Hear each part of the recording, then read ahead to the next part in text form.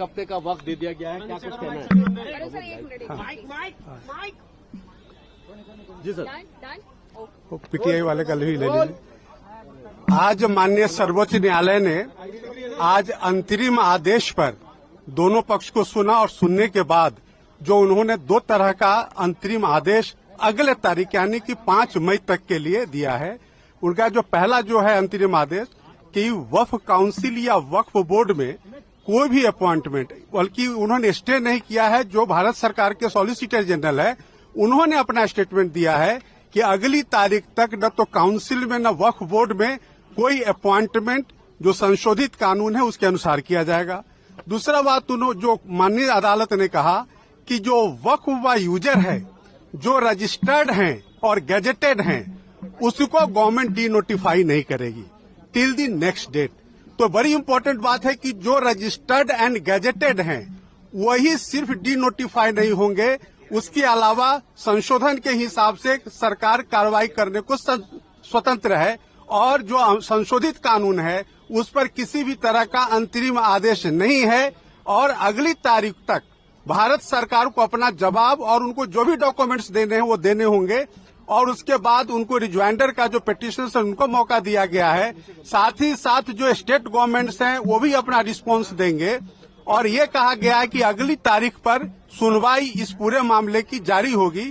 तो माननीय सर्वोच्च न्यायालय को जो रेस्पोंडेंट्स यानी कि भारत सरकार ने कहा कि हम डे टू डे सुनवाई के लिए तैयार हैं। आप पूरे मामले को, क्योंकि ये पार्लियामेंट का कानून है, पार्लियामेंट के कानून को आप इस तरह से स्टे नहीं कर सकते हैं। और माननीय सर्वोच्च न्यायालय ने सॉलिसिटर जनरल ऑफ इंडिया के बात को माना है और उन्होंने संशोधन को स्टे नहीं किया है।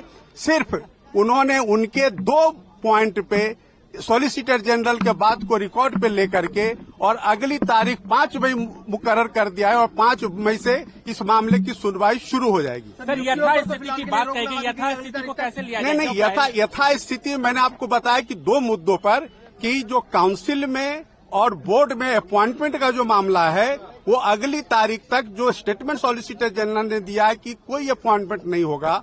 और दूसरा जो है वक्फ व यूजर, तो माननीय सर्वोच्च न्यायालय ने अपने आदेश में लिखा है कि जो रजिस्टर्ड हैं और गैजेटेड हैं उसको गवर्नमेंट डी नोटिफाई नहीं करेगी अगले आदेश तक। सर आप कौन से क्लियर है सर, वक्फ बाई यूजर को डी नोटिफाई नहीं करेगी ना? मतलब नहीं, वक्फ बाई नहीं, सिर्फ वही जो रजिस्टर्ड एंड गैजेटेड हैं। सर ये कोर्ट में हाँ बिल्कुल, ये ऑर्डर शीट में है। जो रजिस्टर्ड नहीं है, जो गैजेटेड नहीं है, उसको सरकार संशोधन कानून के हिसाब से डी नोटिफाई कर सकती है। सर आप किसके लिए अपीयर हुए थे? मैं हिंदू सेना और हिंदू महासभा 2 हमारे एप्लीकेंट्स हैं, उनकी तरफ से मैं संशोधन के समर्थन में हाजिर हुआ। नाम बता दीजिए सर। वरुण कुमार सिन्हा, विष्णु गुप्ता के लिए और एक पवन अग्रवाल है उनके लिए, सतीश अग्रवाल। नहीं, आज की सुनवाई पूरी हो गई, अगली तारीख 5 मई की मुकर्रर हुई है। धन्यवाद। दलित ओबीसी माइनॉरिटी आदिवासी डोमा परिसंघ की ओर से हम याचिकाकर्ता हैं, हमारे वकील हैं शाहिद अली जी हैं और हमारे राजेश रंजन जी हैं, ये सारा बताएंगे। लेकिन आज जो सुप्रीम कोर्ट ने आदेश दिया, इंटरिम स्टे जो दिया, वो बल्कि उससे भी अच्छा था जो कल स्टे करने जा रहे थे, क्योंकि गवर्नमेंट ने अंडरटेकिंग दिया, कमिटमेंट दिया है कि अब वक्त में किसी भी तरीके से कोई परिवर्तन नहीं होगा, न उसके टाइटल में होगा, न उसकी ज़मीन को लिया जाएगा, न ही बोर्ड में कोई नियुक्ति होगी।